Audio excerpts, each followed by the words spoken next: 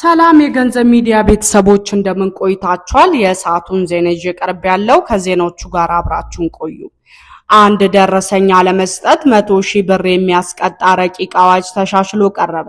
በግብይት ወቅት ማናቸውም ግብር ከፋይ ነጋዴ ያለ ደረሰኝ ሽያጭ ሲያከናውኑ ወይም ዋጋ አሳንሶ የተገኘ በእያንዳንዱ ደረሰኝ 100,000 ብር ቅጣት ተፈጻሚ እንደሚሆን የገንዘብ ሚኒስቴር አስታወቀ። ይህ ቅጣት ከዚህ ቀደም ከነበረው በእጥፍ የጨመረ መሆኑን አዲስ ማለዳ ዘግቧል። ያለ ደረሰኝ ሲገበያይ የተገኘ ማንኛውም ግብር ከፋይ ለገዢ ባልሰጠው በእያንዳንዱ ደረሰኝ ብዛት ከዚህ ቀደም 50,000 ብር ይቀጣ የነበረ ሲሆን አሁን ላይ ማሻሻያ በተደረገለት የታክስ አስተዳደር ረቂቅ አዋጅ መሰረት 100,000 ብር ቅጣት ይጣልበታል።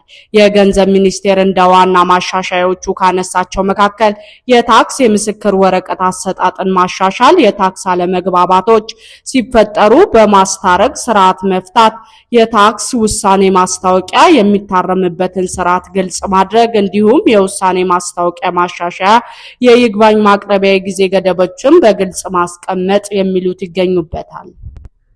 እነዚህ ማሻሻያዎች በታክስ ከፋዩና በታክስ ባለስልጣኑ መካከል ያለውን ግንኙነት ይበልጥ ቀልጣፋ ለማድረግ ያለመ ለውጥ በሚል ተመልክቷል።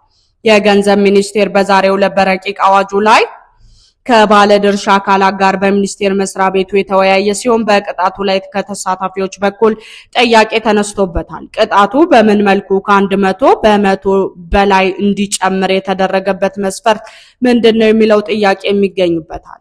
በተጨማሪም በአንድ ግብይት የሚሰጥ ተመሳሳይ ደረሰኝ ላይ የተለያዩ ዋጋዎችን በመመዝገብ የሽያጭ ዋጋን ያሳነሰና ዋጋውን አሳንሶ ደረሰኝ የቆረጠ ማንኛውም ሰው 100,000 ብር የገንዘብ መቀጫ የሚያስቀጣ ይሆናል።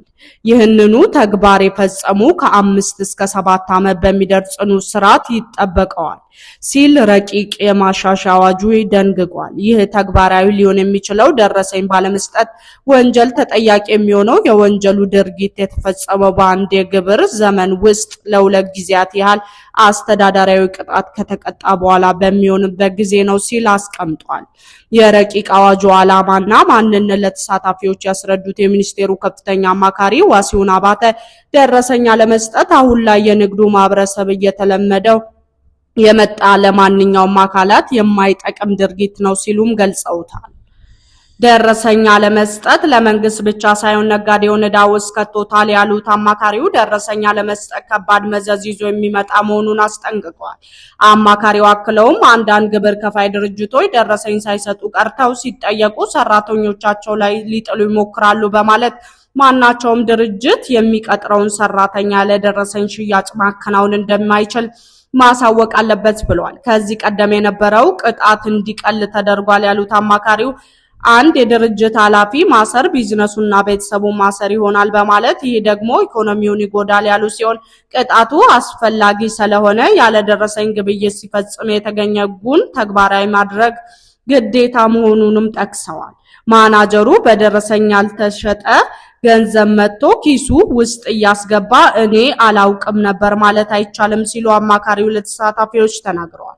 አማካሪው አክለውም ቅጣት በዛ ለሚለው ጥያቄ መልስ የሰጡ ሲሆን አሁን ያለው መቀጣትን አስተማሪም መቀጣጫ አልሆነም ያሉ ሲሆን አሁን ላይ የተሻሻለው ቆንጠጥ አድርጎ እንዲይዝ የታሰበ ነው ብለዋል። በተጨማሪም በአንድ ደረሰኝ እስር ቤት ይገጥመው ነበር ያሉ መሆኑን አቃለን አሁን ላይ ከ2 ጊዜ በላይ ከፈጸመ እስር የሚጠብቀው ይሆናል ብለዋል።